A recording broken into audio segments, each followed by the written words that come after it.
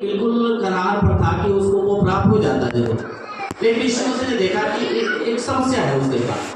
वो व्यक्ति अनंत जीवन पाने के लिए योग्य तो है, आया है, ठीक है, लेकिन उसके पास एक और करेक्शन करने की आवश्यकता था। और यीशु मसीह ने उसको कहा कि एक काम करो, तुम्हारे पास एक समस्या है, कमी है, तुम अनंत जीवन पाना चाहते हो, बहुत अच्छी बातें हैं, अनंत जीवन मिल जाएगा, लेकिन तुम जाओ और अपनी संपत्ति को क्या करो, कंगालों को दे दो और आकर मेरे पीछे बोलो, तो तुम्हें अनंत जीवन मिलेगा। और यह बात सुनते ही वो व्यक्ति का मुंह से चेहरा में उदास आ गया और वो व्यक्ति जो वापस चला गया। अनंत जीवन वो पाने के लिए आया था, परंतु उस दिन इतने एक उत्तम बातों को, जो कि प्रभु यीशु मसीह के पास आया और अनंत जीवन के बारे में ही पूछा, अनंत जीवन के बारे में ही जानना चाहा, और अनंत जीवन तो यीशु मसीह के पास है। यूहन्ना 3:16 में लिखा है, परमेश्वर ने संसार को प्रेम किया और अपने पुत्र को दिया, और जिस पुत्र पर अगर कोई भी व्यक्ति, यीशु मसीह जो पुत्र है, उसके ऊपर कोई भी व्यक्ति अगर विश्वास करेगा तो क्या होगा, अनंत जीवन पाएगा। तो अनंत जीवन देने का जो अधिकार जिसके पास है, उसी के पास आया है और उससे पूछ रहा है कि अनंत जीवन पाने के लिए मैं करूं क्या, और उसने रास्ता दिखाया उसको। ऐसा नहीं कि वो व्यक्ति का जीवन गलत था या पाप करता था, ऐसा नहीं था, उसका सब कुछ अच्छा था, सब कुछ। बस एक समस्या यीशु मसीह के नजर में आया कि इस व्यक्ति को एक काम करने की आवश्यकता है कि इसको सारी संपत्ति को कंगालों को दान करने की आवश्यकता है, और सच में अगर ये परमेश्वर की उससे दिया हुआ अनंत जीवन को पाना चाहता है तो उसको यीशु मसीह को फॉलो करने की आवश्यकता है। और इस बात से वो उदास हो गया और चले, अर्थात उसके हाथ में आते आते उसने क्या किया, अनंत जीवन को उस दिन खो दिया, जो कि एक महत्वपूर्ण विषय एक इंसान के लिए कि अगर आप संसार में आए हैं, इस जीवन को आपने जिया, 60, 70, 100 साल भी आपने जिया, और अगर ये जीवन आपका समाप्त होने के साथ साथ अगर आप सब कुछ खत्म हो जाता है, तो आप एक सफलता जिंदगी नहीं जी पाए। आपके जीवन का सफलता तब होगा जब आप इस जीवन से पार होकर के उस जीवन पाने के लिए योग्य बनेंगे, जो परमेश्वर को वचन कहता है, अनंत जीवन, जो जीवन का भी अंत नहीं होगा। और वो जीवन के बारे में आप अगर आप नहीं जानते, उस जीवन के बारे में अगर आपने कुछ भी नहीं करते हैं, या उस जीवन के लिए आपने अपने जीवन को तैयार नहीं किए हैं, तो आप इस संसार में कितने भी बड़े धनवान हो सकते हैं, बलवान हो सकते हैं, सम्मानित व्यक्ति हो सकते हैं, कितना बड़ा नौकरी कर सकते हैं, कितना बड़ा सब कुछ आपके पास हो सकता है, लेकिन आप परमेश्वर की नजर में, परमेश्वर के वचन में आप कुछ भी नहीं है। भजन के प्रकाशित वाक्य 3 अध्याय को पढ़ लेना, वहां लिखा है, तू तो अंधा है, नंगा है, अभागा है और कंगाल है। कहता है तू जो कहता है कि मैं धनी हो गया हूँ और मुझ में कोई बात की घटी नहीं है, मेरे पास सब कुछ है, मैं बिल्कुल सुविधा में हूँ, सक्सेस व्यक्ति हूँ, लेकिन अगर प्रभु को तुमने नहीं जाना, इसका मतलब तुम परमेश्वर की दृष्टि में कुछ भी नहीं है। और ये व्यक्ति सब कुछ इसके पास था, लेकिन जो चीजें उसको प्राप्त होना चाहिए, आज उसके हाथ लगते लगते उस अनंत जीवन को उसने खो दिया। मैं कहना चाहता हूँ, आपको दुनिया में हो सकता है आप एक बहुत बड़ा व्यक्ति नहीं बने, आपको संसार के लोग ज्यादा नहीं जानते हैं, आपके पास बहुत ज्यादा धन संपत्ति नहीं है, आप ज्यादा पढ़े लिखे नहीं हैं, आप बहुत अच्छा नौकरी नहीं करते हैं, आपका समाज में कोई नाम नहीं है, आप देखने में अच्छा नहीं दिखते हैं, आप बहुत सारे उत्तम भाषा नहीं जानते हैं, कोई दिक्कत नहीं है। परमेश्वर को इन सारी बातों से कोई दिक्कत नहीं है। परमेश्वर चाहता है कि उसके पुत्र जिसको उसने संसार में भेजा है, उस पुत्र यीशु मसीह को अगर आप विश्वास करते हैं, उस परमेश्वर को का जो अनंत जीवन का जो रास्ता उसने खोला है पुत्र के द्वारा, उस अनंत जीवन को पाने के लिए आप अगर काबिल हैं, योग्य हैं, तो आप परमेश्वर दृष्टि में महान हैं।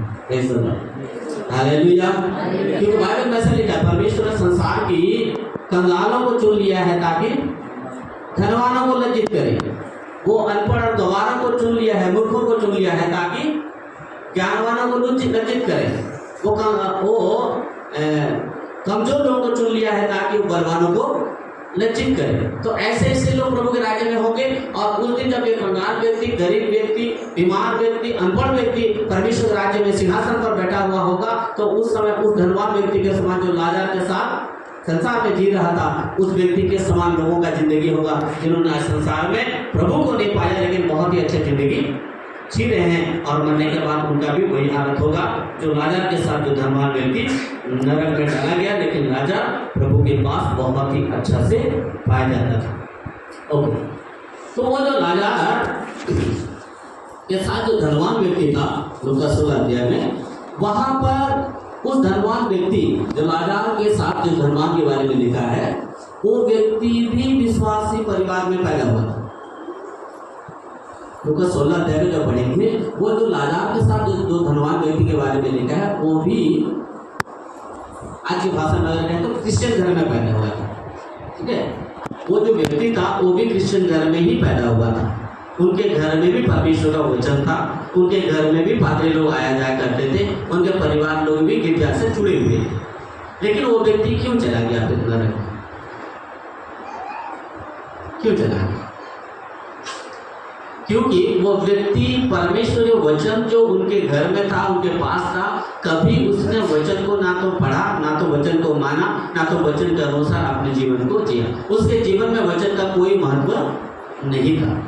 एक सच्चा मसीह वो नहीं बन पाया, इसलिए उसके घर में बाइबल होने के बावजूद या उनके परिवार मसीह परिवार में होने के बावजूद भी वो व्यक्ति को कहाँ जाना पड़ा। और लाजार जो है वो आज सुख में है, बहुत ही अच्छा से आराम से है। अर्थात वो धनवान व्यक्ति भी उस दिन स्वर्गीय जो सुख है, इब्राहिम क्या कहते हैं, बेटा अब लाजार अभी सुख भोग रहा है और तू दुख। धनवान को कहते हैं अब्राहम कि तू अभी दुख भोग रहा है और लाजार सुख भोग रहा है। अर्थात स्वर्ग में जो सुख है, स्वर्गीय सुख को उस धनवान व्यक्ति ने क्या किया, खो दिया। उसका खोने का कारण क्या था? अच्छा से रहना ये गलत नहीं है, पाप भी नहीं है। प्रभु आपको दिया है अच्छा घर, प्रभु आपको दिया है अच्छा नौकरी, प्रभु आपको अच्छा पैसा दिया है, आप अच्छा से रहते हैं, कोई दिक्कत नहीं है। लेकिन इस व्यक्ति का समस्या क्या था? वो अच्छा से रहता था इसीलिए नरक में गया, ऐसा नहीं। वो व्यक्ति का नरक में जाने का मुख्य कारण क्या था? क्योंकि उनके घर में परमेश्वर का वचन था, परंतु उसने कभी वचन के अनुसार नहीं चला, वचन को कोई महत्व नहीं दिया, इसलिए वो नरक में गया। अब्राहम गया कि नहीं स्वर्ग? अब्राहम स्वर्ग गया है कि नहीं?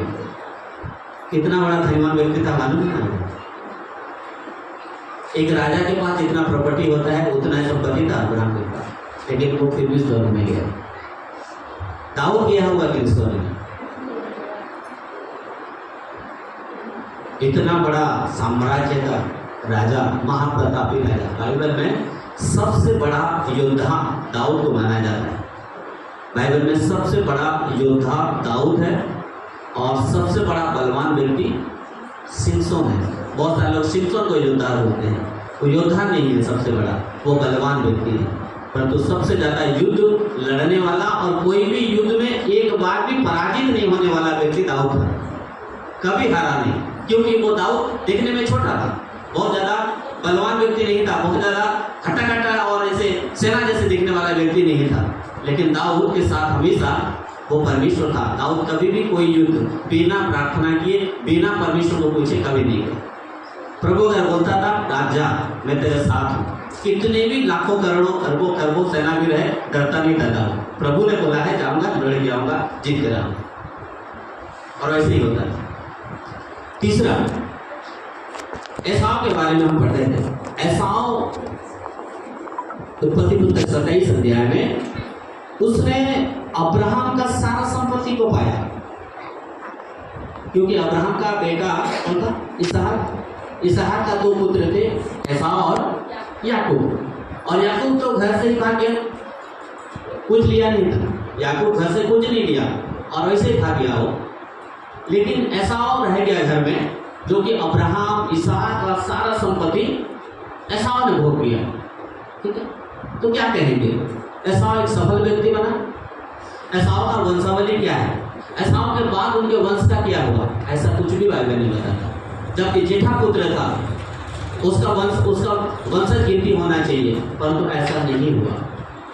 एसाव को व्यभिचारी कहा गया बाइबल में, वो व्यभिचार किया नहीं, लेकिन उसके लिए शब्द इस्तेमाल हुआ है, व्यभिचारी है कह दिया। क्यों? क्योंकि एसाव ने उस दिन उन आशीषों को खो दिया जो वो आशीष उसे के लिए होना था। उसके पिता ने कहा कि बेटा एक काम कर, तू जा जंगल में शिकार करके ले आ और मेरे लिए उत्तम भोजन बना कर ला और मैं उसे खाऊंगा और तुझे क्या करूंगा, आशीष दूंगा। लेकिन ऐसा नहीं हुआ। उसका छोटा भाई याकूब जाकर के बकरी का मटन खिला करके सारा आशीष लेकर के भाग गया। उसके पिताजी को समझ में नहीं आया कि ये बकरी का मटन खा रहा है कि हिरन का मटन खा रहा है, कौन सा मटन खाया उसको पता नहीं चला। और आशीष उसने दे दिया याकूब को बड़ा बेटा समझ करके, और सारा आशीष को लेकर याकूब भाग गया। लेकिन संपत्ति कुछ भी नहीं लिया। संपत्ति सारा मिला किसको, एसाव को, लेकिन एसाव को आशीष नहीं मिला। तो वैल्यू किसका था।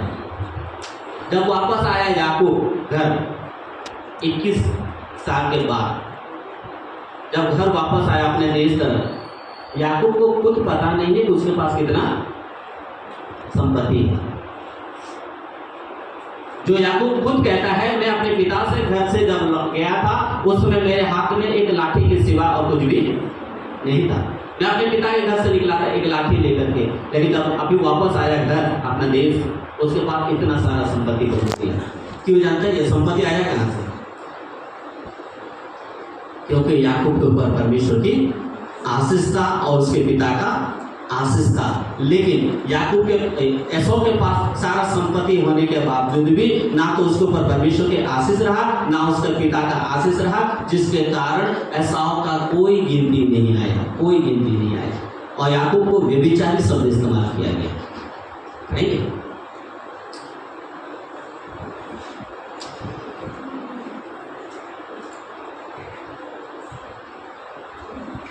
इब्रानी 12 अध्याय 15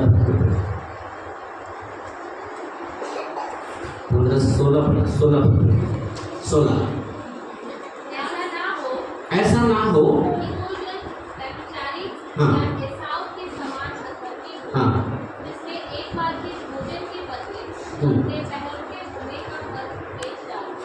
उड़िया की पड़ी बात।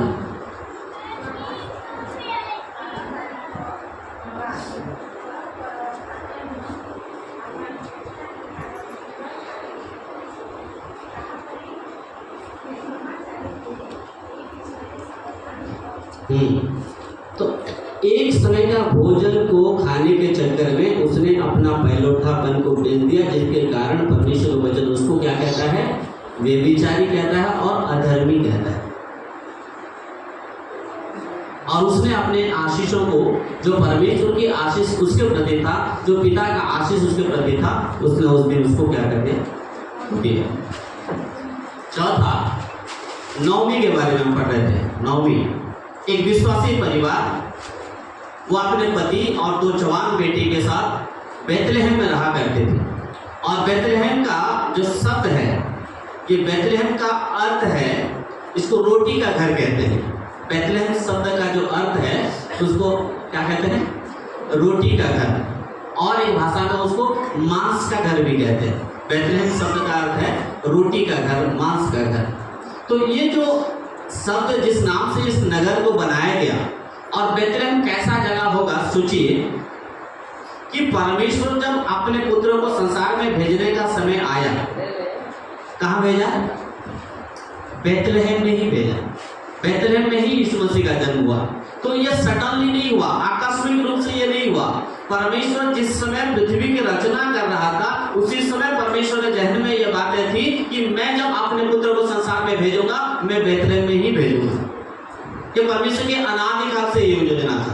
तो जिस परमेश्वर ने अनादिकाल से योजना बनाकर बेथलेहम को अपने हृदय की ऐसे जगह में इसके लिए जगह बनाया था, आज उस बेथलेहम में थोड़ा समय के लिए अकाल किया आ गया। नोबी अपने परिवार को लेकर बेथलेहम को छोड़ दिया।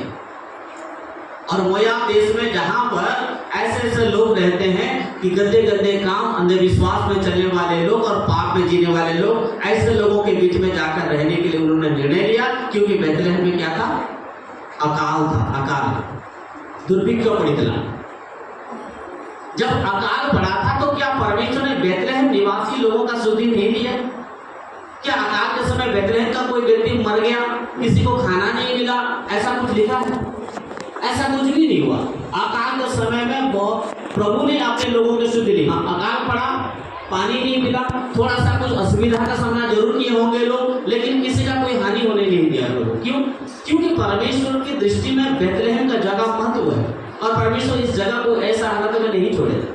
तब परमेश्वर ने बेथलेहम और बेथलेहम के निवासी लोगों का इतनी सुधि ली, तो नोमी का परिवार का सुधि नहीं ले सकता था कि ये परिवार ने ऐसा जो गलत डिसीजन लिया। कभी कभी कुछ लोग ऐसा हो जाते हैं, सही निर्णय नहीं ले पाते हैं, कभी कभी उत्तम जगहों को छोड़ देते हैं। बहुत सारे लोग थे पूर्व समय में, कुछ लोगों ने हमारे चर्च को छोड़कर चले गए और उनका कहना क्या है? और उनका कहना है हमने पास्टर प्रेम का चर्च छोड़ करके बहुत बड़ा गलत डिसीजन लिया।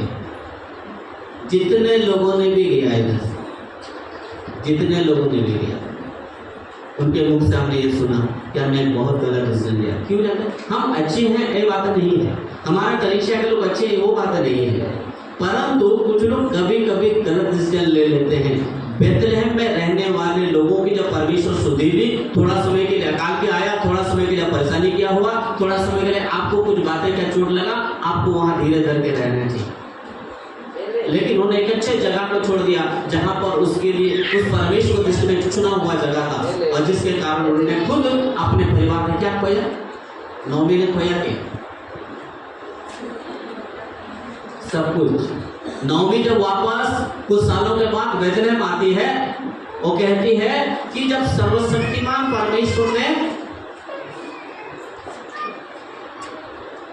मेरे विरुद्ध कार्य किया है, मैं तो भरी पूरी चली गई थी, परंतु उसने मुझे क्या कर दिया? छूछी कर दिया, मुझे खाली हाथ कर दिया। मैं जब यहाँ से गई थी, मेरे पास मेरे पति थे, मेरे पास मेरे 2 जवान बेटे थे, लेकिन जब वापस आ रहा हूँ, ना तो मेरे पास अभी मेरे पति हैं और ना मेरे 2 जवान बेटे हैं, और ना मैंने जितना संपत्ति यहाँ से लेकर गई थी उनमें से कुछ भी संपत्ति मेरे पास नहीं, बिल्कुल खाली हाथ में वापस आया, सब कुछ खो दिया। जिसने अपने पति को और 2 जवान पुत्र को खोया, मतलब और क्या बचा? संपत्ति तो कुछ बचा ही नहीं, जो भी लेकर गए थे सब कुछ खत्म हो गया। कहने का मतलब नोमी जो कुछ भी साथ में लेकर गई थी, उसने सब कुछ उस दिन खोना पड़ा, उसको कुछ भी नहीं बचा। सिमसोन के बारे में हम पढ़ रहे थे। सिमसोन को परमेश्वर ने ऐसे समय में फलिस्तियों के विरोध में खड़ा होकर के, एक ऐसा व्यक्ति जो फलिस्तियों के हाथ से इस्राएलियों को छुड़ाए, क्योंकि बार बार फलिस्ती लोग क्या करते थे? इस्राएल लोगों को तंग करते थे, लड़ाई करते थे, युद्ध करते थे, उनका हानि करने के लिए आ जाते थे। उनका जो खेत है, इस्राएलियों का जो खेत है, चाहे धान गेहूं जो कुछ भी फसल की है, आ करके रात को काट कर भी ले जाते थे फलिस्ती लोग, नहीं तो आग लगा देते थे खेत में, तो आग लगा देते थे। अगर फलिस्ती लोग खेत काटे भी है ना, तो काटने वाला खेत को भी, उनमें से जो भी अनाज है उसको भी ले जाते थे। तो ऐसा परेशान करते थे ये फलिस्ती लोग, और बार बार ये लड़ाई जो है उन दिनों में चल रहा है, आगे भी चल रहा है। इसका इस्राएल और पैलेस्टाइन का युद्ध आज भी चल रहा है, उन दिनों से ये लड़ाई चल रहा है। और ऐसे समय में परमेश्वर ने ये इस्राएलियों का पुकार को सुना और एक व्यक्ति को खड़ा किया, उसका नाम था सिमसोन। और सिमसोन जब खड़ा हो गया इस्राएलियों के सपक्ष में और फलिस्तियों के विरुद्ध में, उसका प्रताप, उसके कार्य को सुनकर इस फलिस्ती लोगों को ऐसा डर पैदा हो गया कि अगर नहीं भी आया है सिमसोन, उधर नहीं भी आया है, अगर कोई कह दिया कि सिमसोन इधर आसपास में है, फलिस्ती लोग एरिया छोड़कर भाग जाते थे। इतना डर पैदा हो गया था ये सिमसोन के नाम से। लेकिन एक समय आया जिस व्यक्ति के पास इतना ताकत प्रभु दिया था, इतना अभिषेक प्रभु दिया था, इतना बड़ा बड़ा काम वो कर पाता था, कोई भी ताकत, कोई भी हथियार उसके सामने लेकर आओ, कुछ भी नहीं कर पाते थे। लेकिन एक समय ऐसा आया कि सिमसोन को पकड़ लिया गया, सिमसोन के दोनों आंख को निकाल दिया गया और सिमसोन के बंदी गृह में डाल दिया गया। जब उनका पर्व का समय आया फरिश्तियों का, उन लोगों ने सिमसोन को बुला करके कहा कि सिमसोन को बुलाओ ताकि हमारे लिए वो थोड़ा एंटरटेन करे, थोड़ा सा नाचे। बंदर जैसे तमाशा बंद क्या करता है, मदारी जैसे उनको नचाता है, वो बजा करके ऐसा थोड़ा सा करे, कुछ नाच गाना थोड़ा एंजॉय करेंगे। और फलिस्तीनियों के सामने ला करके ऐसे किया गया सिमसोन को। कितना दुख की बात है, इतना अभिषेक से भरा हुआ व्यक्ति आज दूसरों के सामने में बंदर की नहीं तमाशा करता है। क्या कारण था? उसने अपना अभिषेक को उस दिन खो दिया। जो अभिषेक परमेश्वर उसको दिया था, उस अभिषेक को खो दिया। पता नहीं चलता है कभी कभी, ये आंखों से दिख नहीं रहा था। वो अभिषेक जो सिमसोन के पास था, अभिषेक चले जाने के बाद उसको दिखाने के कैसे चला गया। प्रभु आपको चुना है, प्रभु आपको अच्छा वरदान दिया है, प्रभु आपको अच्छा टैलेंट दिया है, आपको प्रभु ने भिन्न भिन्न प्रकार के अभिषेक से अभिषेक किया है। तो जो परमेश्वर आपको अभिषेक दिया है, आपको पता है ये अभिषेक का मतलब क्या होता है, ये अभिषेक का काम क्या है? ईसाई नबी का पुस्तक में लिखा है, अभिषेक सारे बंधनों को तोड़ देता है। चाहे बीमारी का बंधन हो, गरीबी का बंधन हो, अंधकार के बंधन हो, कोई भी परिवार आपके पास आता है, कोई भी भाई बहन आपके पास आता है और कहता है मेरे लिए प्रार्थना करो, और जब आप आत्मा में होकर प्रार्थना करते हैं, उस परिवार का सारे बंधन टूट जाए। ये अभिषेक का काम। अभिषेक का और एक फायदा जानते हैं? एक बार एक विधवा माँ प्रभु के दास एलिशा के पास आते हैं, एलिशा के पास आते हैं और कहते हैं कि हे स्वामी, मेरा जो पति था वो भी एक छोटा मोटा सेवक था और आपके साथ काम करता था, आपका एक सहकर्मी के रूप में काम करता था, परंतु मेरा पति अभी नहीं था, वो मर गया है। और वो जीवित रहते समय कुछ कर्जा हमारे पास था और कर्जा हम नहीं चुका पाने के कारण आज जिन लोगों से हमने कर्जा लिया है वो लोग आकर हमारे घर में खड़े हैं और हमको तंग करते हैं, कहते हैं पैसा दो, नहीं तो तुम्हारे बेटों को ले जाएंगे और वो उनको काम करवाएंगे और हम अपना कर्जा वसूल करेंगे। उस विधवा माँ की इस प्रार्थना को प्रभु के दास ने सुना और पूछा कि क्या तुम्हारे घर में क्या है, कुछ है क्या तुम्हारे घर में? तब वो माँ कहती है कुछ नहीं है, संपत्ति जितना था खत्म हो गया, सोना चांदी जितना था खत्म हो गया, जमीन जायदाद जितना था सब बिक गया, कुछ नहीं है, बस एक चीज है हमारे घर में, एक घड़ा तेल है हमारे पास। और ये तेल का मतलब समझते हैं, ये अभिषेक को दिखाता है। जबकि पुराने समय में या नए नियम के समय में किसी व्यक्ति को अभिषेक किया जाता है तो उसको उसके ऊपर तेल ढाला जाता है, अभिषेक। उसके उस माँ के घर में धन संपत्ति खत्म हो गया, पैसा कौड़ी सब खत्म हो गया, जमीन जायदाद सब खत्म हो गया, कुछ भी नहीं बचा, रिश्तेदार लोग भी चले गए, लेकिन अभी तक उस घर में तेल बचा हुआ है, तेल बचा हुआ है। प्रभु के दास क्या कहते जानते हैं? कहते हैं तुम जाओ अपने घर, अपने पड़ोसियों के पास जाओ, अपने रिश्तेदारों के पास आओ, जितने भी बर्तन तुमको मिले, जितने भी बर्तन तुम ला सकते हो लाओ, और उस घड़े में से तेल को उस बर्तनों में डालना शुरू कर दो।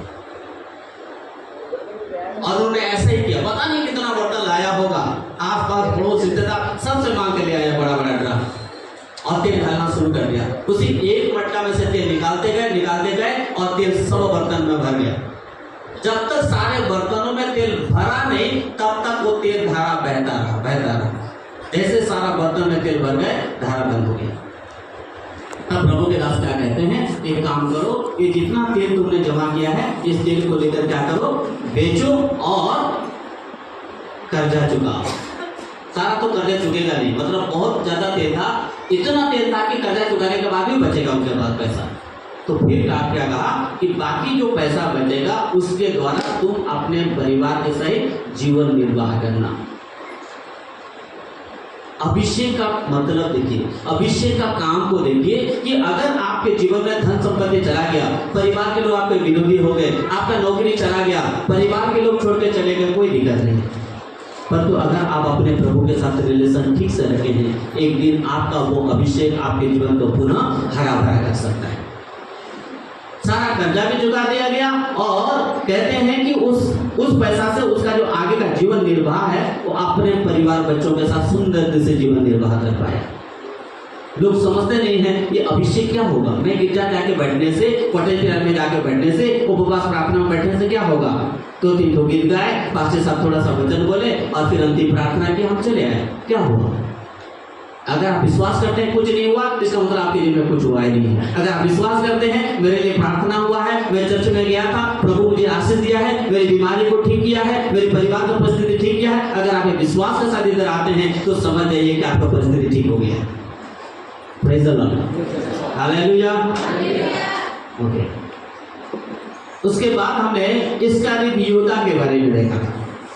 मत्ती 27 अध्याय में जब पढ़ते हैं, इसराइल यहूदा ने जो कुछ भी कांड किया अंत समय में, उसके बाद उसने जाकर आखिर इतना पैसा पाने के बाद यीशु मसीह को भेज दिया, पैसा भी मिल गया उसको। इतने पैसा पाने के बाद उसने पैसा को अपने पास रख भी नहीं पाया, वो लहू का पैसा उसने रख भी नहीं पाया। उसको लेकर के पहले तो याजक को वापस करने के लिए चाहा, वो नहीं हो पाया, फिर उस पैसा को लेकर मंदिर में फेंक दिया, प्रभु के भवन में उसको फेंक दिया और आकर के उसने क्या किया, सुसाइड कर लिया, आत्महत्या कर लिया।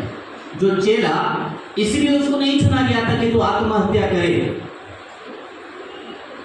उसको इसलिए चुना गया था ताकि तुम इस्राएल के 12 गोत्र के नाम पर जो 12 सिंहासन है उसमें तुम बैठ करके संसार के लोगों का तुम न्याय करोगे।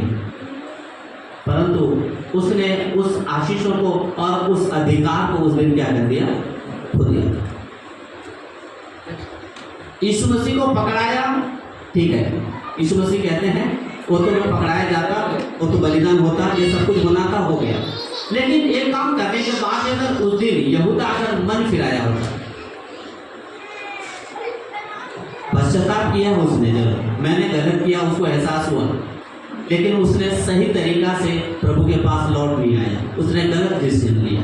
बहुत सारे लोग अनुताप करते हैं, मैंने गलत किया, अरे गलत किया तो फिर मन फिराओ, अच्छा जीवन जीने के लिए शुरू करो। नहीं, मैंने गलत किया और मैं जीना नहीं चाहता, कैसा मन फिराया, कैसे पश्चाताप किया ये। तो ये ऐसा गलत डिसीजन लिया, इसके कारण उसने सब कुछ खो दिया। अगर उस दिन मन फिरा के प्रभु के पास आया होता तो पता नहीं, शायद उन 12 जनों के नाम में वो भी आगे बढ़ रहता, लेकिन ऐसा नहीं हुआ। उसने 12 चेला होने से कोई साधारण बात नहीं है। दुनिया में इतने सारे लोग उन दिनों में यीशु मसीह के साथ चलते थे, यीशु मसीह के पीछे चलते थे, यीशु मसीह के सुसमाचार के द्वारा लोगों ने मन फिराया, यीशु मसीह का चेला बना। लेकिन चेला जब चुना गया, यीशु मसीह ने स्पेशल लोगों को चुना। बड़े बड़े धनी लोग थे, बलवान लोग भी आए थे, ज्ञानवान भी लोग आए थे, निकोदेमुस जैसे व्यक्ति उन 12 चेलों की लिस्ट में नहीं गिना गया। वो बड़े बड़े धनवान लोग आए थे, चेलों लोगों की लिस्ट में नहीं आया। वो बलवान लोग भी आए थे, नहीं चुने गए। लेकिन प्रभु ने इन लोगों को चुना जो संसार के दृष्टि में, मुझे नहीं लगता इनमें से आधा से अधिक लोग ये लोग स्कूल ले गए। चेले जितने थे, आधा से भी अधिक लोग ये लोग कभी स्कूल नहीं गए। इनके विषय में बाइबल कहता है ये तो अनपढ़ और गंवार है, ऐसे लोग थे। लोग कोई मछली मारने वाला, कोई चुंगी लेने वाला, गलत गलत जिंदगी लोग जीने वाले लोग थे। लेकिन प्रभु का धन्यवाद, ऐसे लोगों को प्रभु ने चुना और अपने चेला बनाया। और प्रभु ने जब इतने लोगों के बीच में चुना तो निश्चित रूप से स्पेशल होगा। लेकिन उस दिन यहूदा ने इन आशीषों को खो दिया था। परमेश्वर के लिए, परमेश्वर राज्य में उसके लिए जो योजना था, उस योजना से बाहर, और 12 चेलों के साथ उसका नाम का गिनती और 12 सिंहासन पर बैठकर न्याय करना, ये सब कुछ उस दिन उसने क्या कर दिया, सुसाइड करने के द्वारा खो दिया। अगला हम 10 कोढ़ी के बारे में पढ़ रहे थे। लूका 17 अध्याय में 10 कोढ़ी के बारे में पढ़ रहे थे कि उन 10 कोढ़ी में जब यीशु के पास आए थे और कहे कि प्रभु हमको शुद्ध करो, हमको चंगा करो, यीशु मसीह ने कहा तुम जाओ याजक को दिखाओ। और वो लोग जा रहे थे, वहां से रास्ता, आधा रास्ता तक जैसे हुए हैं, उन्होंने आधा रास्ता में देखा अपने आप को, क्या वो तो चंगे हो गए। जब यीशु मसीह बोल रहा था उस समय तक चंगाई नहीं हुआ था। यीशु मसीह बोला जाओ याजक के पास, जाते समय आधा रास्ता में उन्होंने चंगाई को प्राप्त किया। तो क्या करेंगे लोग? यीशु मसीह ने तो बोला है याजक के पास जाना, इसलिए बहुत ही आज्ञाकारी बच्चों के समान 9 कोढ़ी लोगों ने याजक के पास चले गए। लेकिन उनमें से एक व्यक्ति था जिसने सोचा ठीक है भाई, यीशु मसीह बोला है याजक के पास जाने के लिए, मैं जाऊंगा याजक के पास। लेकिन वो उस याजक के पास गया जो याजकों का भी महायाजक। यीशु मसीह ने बोला याजक को जाकर देखा, और उन्होंने समझ नहीं पाया कि कौन सा याजक के पास जाना। यीशु मसीह जब पैदा हुआ, वहां पर जो पंडितों ने जो 3 भेंट लेकर आए थे, ये 3 भेंट यीशु मसीह का 3 रूप को, 3 गुणों को दिखाता है। पहला था सोना। सोने का मतलब है राजा को दर्शाता है। पुराने समय में जो भी व्यक्ति राजा से भेंट करने के लिए जाता था, कोई भी देश का व्यक्ति हो, उसके पास जो गिफ्ट होगा उस गिफ्ट में से सोना का गिफ्ट जरूर रहेगा। और ये पंडित लोगों ने जिसको दर्शन करने आए हैं, जिसको भेंट के लिए आए हैं, वो तो राजाओं के राजा है। दूसरा भेंट था लोभान। लोभान जो पाउडर टाइप का होता है, पाउडर टाइप का, लेकिन खुशबूदार होता है। उसको जब उसको आग में डाल दिया जाता है, वहां से खुशबूदार धुआं निकलता है। जो पुराने समय में याजक लोग परमेश्वर के भवन में जाते समय इस प्रकार इस्तेमाल करते थे। इसलिए उन्होंने इस लोभान को लेकर आए थे, क्योंकि उनके नजर में, उनके हिसाब से जिस व्यक्ति का जन्म हुआ है वो कौन है? याजक है, वो महायाजक है। इसलिए उन्होंने, नहीं तो ये लोभान कौन देगा भाई भेंट किसी को? इतने दूर से आए हैं, किसको भेंट देने के लिए लोभान क्यों देगा? आप जब किसी घर में जाते हैं, किसी का बर्थडे है, तो अगर बच्चा का बर्थडे है तो आप बच्चे के हिसाब से खिलौना वगैरह कुछ लेके जाते हैं, ठीक है? कि बच्चा का बर्थडे है और आप किचन सेट एक तो चाकू वाकू मुझे ऐसा लेके क्या करेगा उसको? जिस हिसाब का व्यक्ति है सामने में, उस हिसाब का गिफ्ट आप लेके जाते हैं। किसी माँ का जन्मदिन है, किसी परिवार का कोई लेडीज है, और आपने उसको बर्थडे पर दिया और उसको जीन्स एक तो टी शर्ट एक तो लेके गए, तो कैसा होगा उसको? तो आप उस हिसाब का गिफ्ट नहीं खरीदते हैं। तो ये पंडित लोगों ने, जिन्होंने तारा देख करके जान गया कि भाई कोई महान व्यक्ति का जन्म हुआ है, इसलिए ऐसा भेंट दिया। गंधरस, ये गंधरस जो है ना, ये यीशु मसीह को क्रूस में जब वो बलिदान हो रहा था, उसी समय लोगों ने क्या किया? उसको मुर मिलाया हुआ गंधरस मिलाया। अर्थात जो उद्धार का काम कर रहे थे क्रूस के ऊपर, उसी समय यीशु मसीह को ये मुर मिलाया हुआ गंधरस मिलाया गया। अर्थात गंधरस का मतलब है उद्धार करता। जो व्यक्ति जन्मा है वो कौन है? उद्धार करता है। जो व्यक्ति जन्मा है वो कौन है? राजा है। जो व्यक्ति जन्मा है वो कौन है? याजक है। इसीलिए इन पंडितों ने 3 प्रकार का भेंट लेकर आए थे। तो इसीलिए जो कोढ़ी लोगों को बताया गया कि जाओ याजक को दिखाओ, और उन 9 कोढ़ी ने समझ नहीं पाया कि कौन सा याजक के पास जाना, उन्होंने संसारिक याजक के पास चले गए। लेकिन एक व्यक्ति का आँख खुल गया और उस व्यक्ति को समझ में आया कि ठीक है, मुझे उस व्यक्ति के पास जाना है जिसने मुझे चंगा किया है, जिसके कहने से मैं चंगा हुआ हूँ, उसको धन्यवाद देना ज़्यादा जरूरी है। और वो ओरिजिनल याजक के पास आया और उन लोगों ने आशीषों को तो पाया, लेकिन आशीषकर्ता को उन लोगों ने उस दिन खो दिया। लेकिन एक कोढ़ी व्यक्ति जिसने आशीषों को भी पाया और आशीषकर्ता को भी पाया, आशीषकर्ता के पास आया, वो वहाँ से दोबारा जाना नहीं चाहा। जिसने उसको चंगा किया उसी के साथ चलने का निर्णय लिया। लेकिन जिन 9 कोढ़ियों ने आशीष को पाया, चंगाई तो पाया, लेकिन यीशु को छोड़कर चले गए। और ये एक अच्छा जीवन नहीं है हमारे लिए। अगर हम प्रभु के पास आते हैं, प्रभु हमें सब प्रकार की आशीष देना चाहते हैं, लेकिन हम आशीषों को पा करके भागना नहीं है। हमें आशीषों को पाकर, जिस परमेश्वर ने हमें आशीष दिया है, उस आशीषकर्ता को पकड़ कर रखना है, खोना नहीं है उसको। लेकिन उन 9 कोढ़ी ने उस दिन आशीषकर्ता को खो दिया। उन पंडितों के बारे में कह रहा था मैं। उन पंडितों ने जो इतने दूर से आए, क्या देख कर आया था? तारा देकर आया था। लेकिन कुछ समय ऐसा आ गया उनके जीवन में कि उन्होंने तारा को खो दिया, और तारा को खोने के कारण गलत जगह में चले गए। और गलत जगह में जाकर के ये इन्फॉर्मेशन वहाँ देने के बाद राजा ने क्या किया? बहुत सारे छोटे छोटे बच्चों को मार डाला था।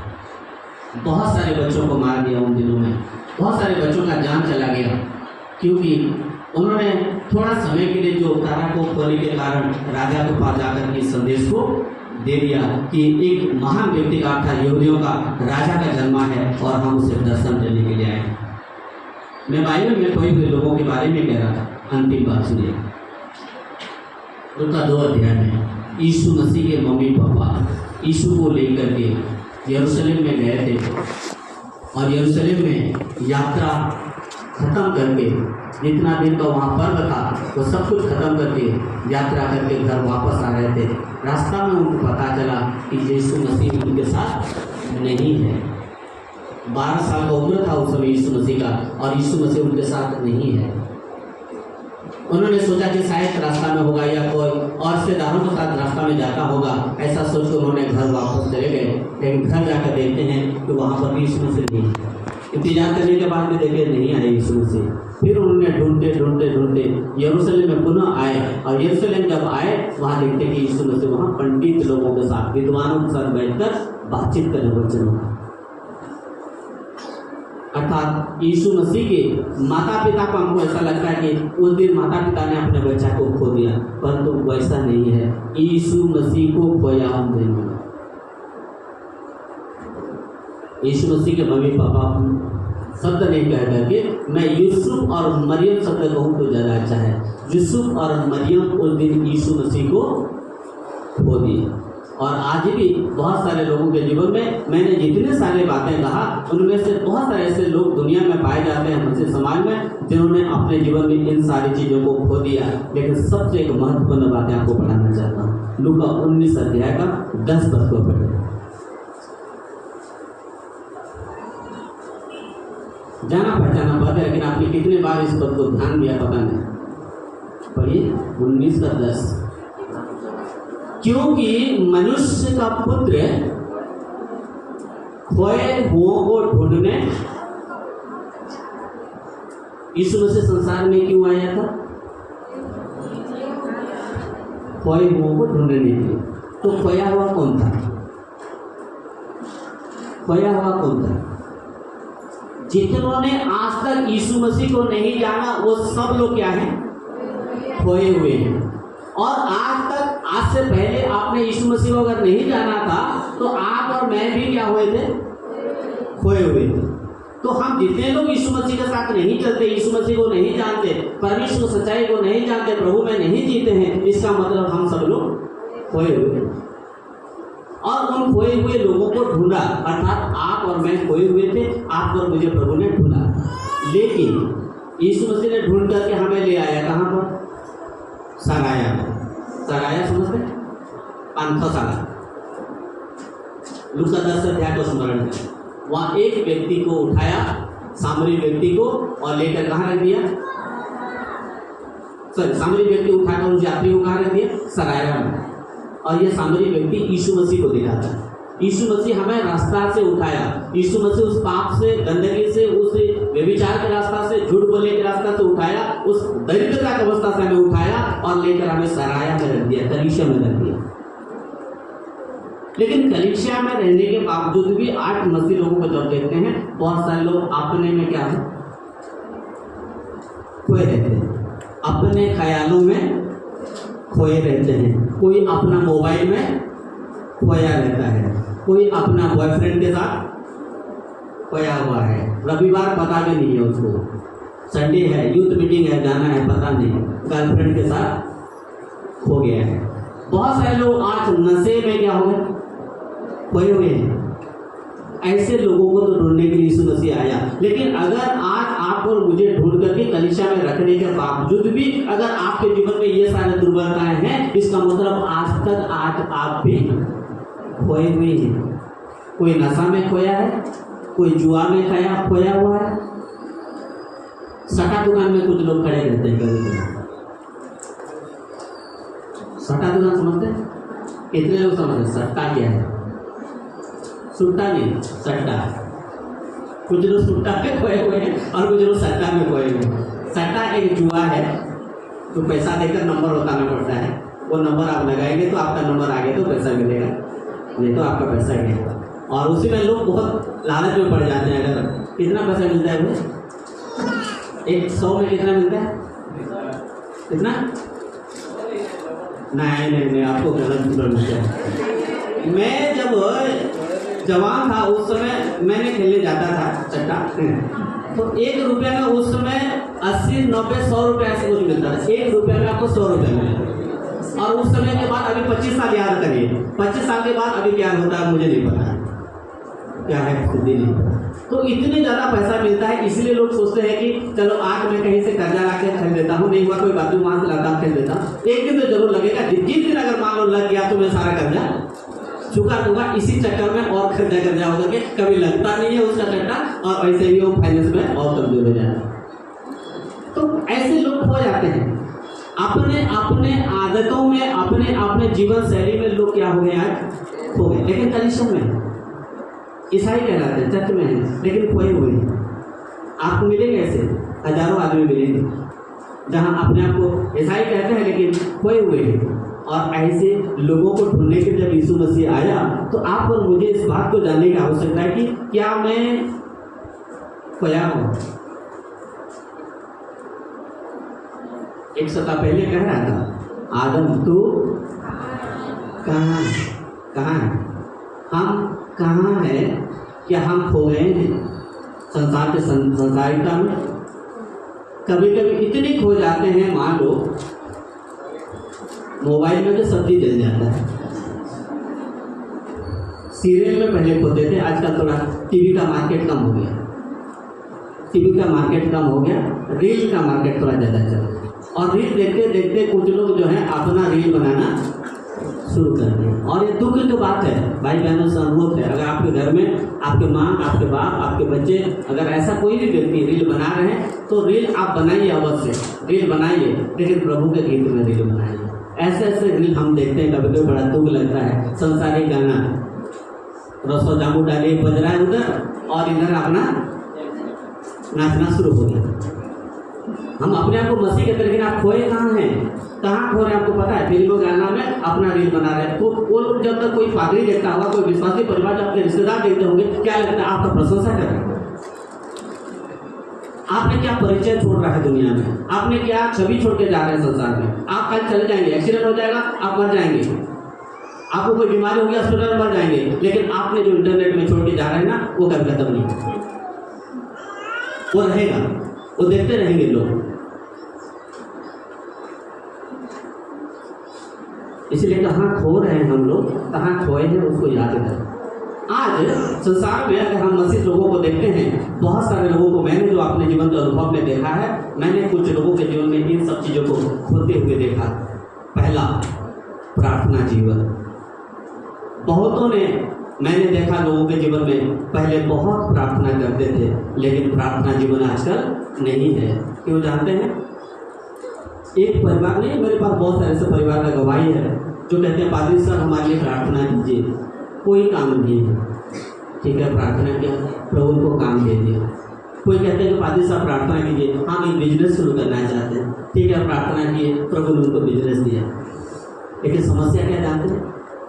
वो बिजनेस जब नहीं था उनके पास, बहुत प्रार्थना करते थे, लेकिन जिस दिन बिजनेस उनको लग गया, आजकल प्रार्थना नहीं करते। जिस समय उनके पास नौकरी नहीं था बहुत प्रार्थना करते थे, लेकिन जिस समय आज नौकरी उनको लग गया, प्रार्थना नहीं है। तो कौन सा अच्छा है? नौकरी रहना अच्छा है या नौकरी नहीं था अच्छा? लेकिन आप खुश होंगे नौकरी नहीं रहेगा तो, बिजनेस नहीं रहेगा तो अच्छा लगेगा? बिल्कुल नहीं अच्छा लगेगा।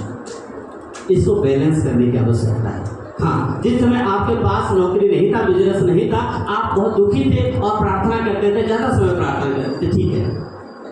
लेकिन आप नौकरी और बिजनेस और अच्छी स्थिति में आने के बाद आपके जीवन से प्रार्थना जीवन खत्म हो जाना, ये दुख की बात है। आप बैलेंस बनाइए। मैंने पढ़ाया था मैनेजमेंट, आपको कुछ महीना पहले मैंने मैनेजमेंट के बारे में 3-4 सप्ताह आपको चर्च में प्रचार किया कि आपको किस प्रकार मैनेज करना है अपने समय को, नौकरी को, परिवार को, आत्मीय जीवन को, गिरजा प्रार्थना को, कलीसिया को, सब चीज़ों को मैनेज करना अगर आपने नहीं सीखा है तो आप एक अच्छे सफल व्यक्ति नहीं हो सकते। आप अवश्य करें इन सारे बातों को। नौकरी जाए, बिजनेस करें, पढ़ाई करें, आपका जो परिवार है संभाले, आप गिरजा जाते हैं, सब कुछ करें आप, लेकिन क्या करें? आपको मैनेज करना सीखना है। तो प्रार्थना जीवन बहुतों ने खो दिया। बहुतों ने वचन पढ़ना आजकल समय नहीं उनके पास। फेसबुक पढ़ने से हमको जितना समय लगता है वचन पढ़ने से, एक छोटा सा पद पढ़ो, खत्म करो, एक अध्याय पढ़कर रह दो। बाकी पढ़ाना क्या है? दूसरा बुक पढ़ना है।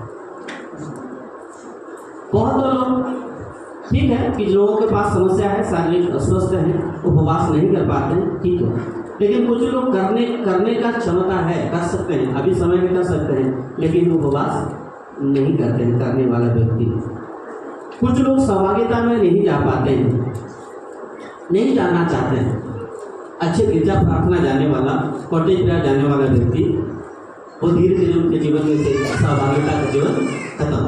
कुछ लोगों का ने अभिषेक खो दिया, कुछ लोगों ने आशीषों को खो दिया, कुछ लोगों ने अच्छे शिक्षाओं को खो दिया। हम तो निचोड़ करके देना चाहते हैं। कलीसिया में जब 10 आदमी आते हैं यहाँ उम्मीद के साथ, मैं आज चर्च जा रहा हूँ, मुझे कुछ सीखना है, मुझे कुछ पाना है, मुझे कुछ वचन से नई बातों को लेके जाना, इस उम्मीदों के साथ आते हैं। और मैं किसी को भी वापस ऐसा जाना मुझे पसंद नहीं कि कोई ऐसा खाली हाथ यहाँ से जाए। भले रात को देर तक बैठना पड़े, वजह से कुछ प्रभु दे, प्रकाशन दे, कुछ नया शिक्षा दे, उसको हम प्रभु से मांगते रहते हैं ताकि लोग आशीष को पाएं। लेकिन आप जाकर के, मैं हमेशा कहता हूँ, आप दूसरा होटल में भी जाइए, क्या दूसरा रेस्टोरेंट में भी जाइए, पता चलेगा खाना किधर ठीक ठाक मिलता है और किधर ज़्यादा पैसा देना पड़ता है, किधर खाना ज़्यादा चार्जेस है, वो आपको पता चल जाएगा। अवश्य जाके एक बार टेस्ट तो जरूर है। कभी कभी मौका मिलता है तो जाइए, हम पूरा छूट दे देते हैं लोगों को। आप जाइए दूसरा रेस्टोरेंट में एक बार खाना खा के थोड़ा सा आइए, और आपका जो रविवार का मेनू था, अब वो मेनू को थोड़ा सा ताली करके देखिए कि आज कौन कौन सा विषय पर कितना आइटम बना था, और उधर आपको क्या आइटम मिला, जरूर आप जानिए। और अगर आप इससे भी अच्छा बेहतर वहाँ मिला तो आप अवश्य वहाँ जाकर फायदा उठाइए। आप जहाँ प्रभु में बढ़ सकते हैं, अच्छी चीज़ें आपको मिल सकता है, आप अवश्य उनके साथ प्रभु में बढ़े। हम कोशिश करेंगे अपना कमजोरी और दुर्बलताओं को थोड़ा सा सुधारने के लिए। Praise the Lord, hallelujah. Charge है ओके। कुछ लोगों ने अपने जीवन में अच्छे शिक्षा के साथ साथ अच्छे अगुओं को खो देते, अच्छे अगुए जो उनको मतलब गाइड करे, ऐसा गाइड करे कि उनके जीवन में करना क्या। मैं अपने जीवन का एक बात है टेस्टिमनी के तौर पर, प्रभु माफ करेगा मैं अपने विषय में कुछ ऐसा घमंड की बातें करता हूँ। प्रभु मुझे इतने प्रकार का टैलेंट दिया है, इतने प्रकार का वरदान दिया है, मुझे आप किसी भी काम में फिट कर सकते। हाँ जी, कुछ भी आप गाने के लिए बोलो, बजाने के लिए बोलो, प्रचार करने के लिए बोलो, ये आपकी भी बात है। उपवास करने के लिए बोलो, ये आपकी भी बात है। आप खाना बनाने के लिए बोलो, इलेक्ट्रिक का काम होने के लिए बोलो, गैस का तो खराब हो गया, कुछ भी ऐसा कुछ हो गया तो मैं हार नहीं मानता हूँ उसको। मुझे किसी ने सिखाया नहीं, मैं प्रार्थना करना शुरू कर देता हूँ और प्रभु का धन्यवाद हो, हर काम में प्रभु कहीं ना कहीं थोड़ी देर के बाद सफलता दे देता है। तो इतनी सारे आपको भौतिक और आत्मिक शिक्षा और अगुवाई करने के साथ साथ एक अच्छे आपको गाइड कर सकता हूँ।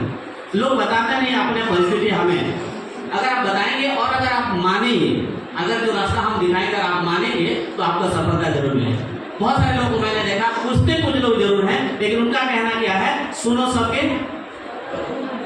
करो मन से। वो खाली पूछेंगे लेकिन उनके मन में जो आएगा वही करेंगे। अरे तुमको लगा जब मेरे अगुए हैं, मेरे माता पिता हैं जो मुझे अच्छे गाइड कर सकते हैं, मुझे अच्छे बता सकते हैं, तो आप लोगों को पूछा तो उनका काम करना चाहिए, उनका बात मानना चाहिए। पूछते जरूर है लेकिन अपने हिसाब से काम करते हैं और आगे चल करके फिर। तो कहने का मतलब जो आपको अच्छे भौतिक और आत्मिक बातों में अच्छी गाइड कर सकते हैं, ऐसे ऐसे अगुओं को आप ना खोएं, ना खोएं। प्रभु कलीसिया में भी अच्छे अच्छे अगुए दिए हैं, आप उनसे भी बात कर सकते हैं, वो भी आपको गाइड कर सकते हैं।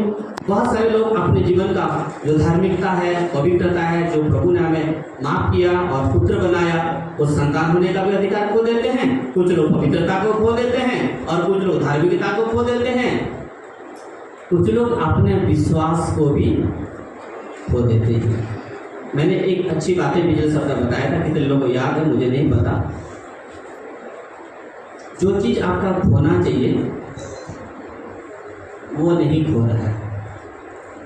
मसीह लोगों का जो चीज खो जाना चाहिए वो नहीं खो रहा है, और जो नहीं खोना चाहिए वही खो जा रहा है। क्या था वो?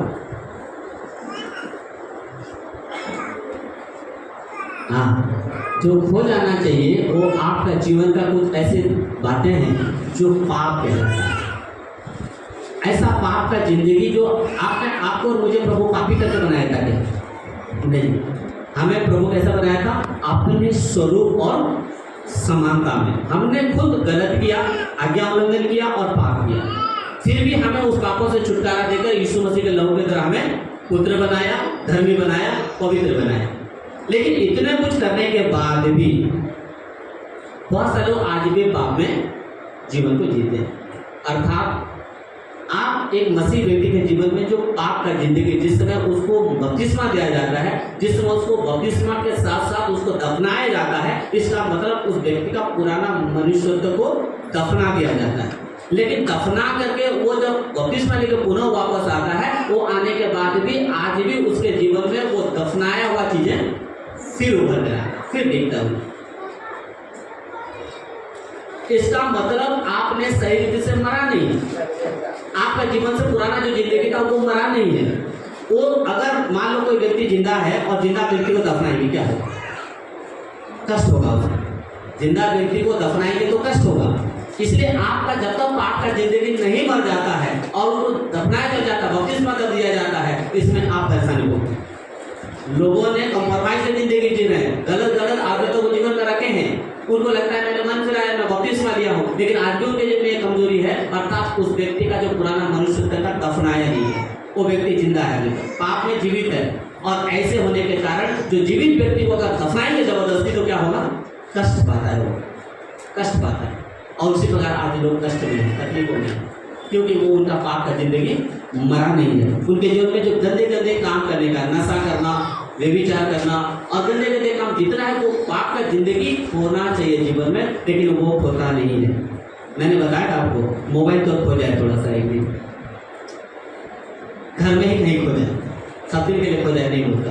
आपका बहुत सारे चीजें रखे हैं, आपने बहुत सारे डॉक्यूमेंट्स रखे हैं उसमें, ये तो सारा बुराई का जड़ यही से शुरू हो रहा है। कभी प्रार्थना किया प्रभु थोड़ा मोबाइल 2-3 दिन के लिए खो जाए? कोई करेगा भी नहीं।